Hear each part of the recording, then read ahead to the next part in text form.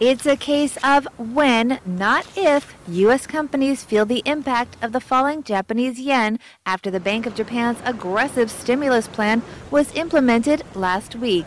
About half of the companies in the S&P 500 break out their Japan exposure. S&P Dow Jones Indices, Howard Silverblatt. Getting hit first is going to be the consumer group because they can make their decisions relatively quickly based on the current price. Think of going out to dinner or going to a movie. Your decision is much quicker than something that you might go over for months to do, or industrials. I think high-end also, things like Tiffany and Coach, they have 18-19% in Japan. So they're going to see the impact very quickly on that. In terms of overall exposure, IBM leads the list with close to $11 billion in sales to Japan, about 10% of its total. It's followed by drug company Abbott Labs, whose $7 billion in sales represents 19% of its total.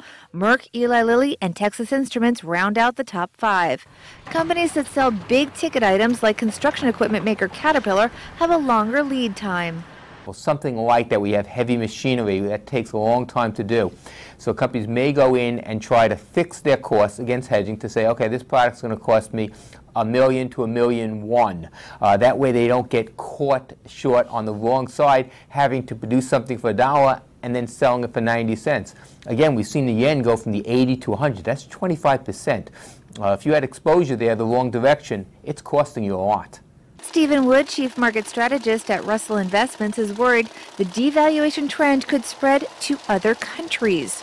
I think the knock-on effect could be very interesting to see. So as Japan devalues intentionally their yen, then you're going to see competitive devaluations, whether that's Korea, the rest of Southeast Asia. Will this spill over into China? So this is going to create very interesting export-oriented policies relating to currency in Asia. So we'll see. Right now is yen-specific, but it could ripple through the rest of the region.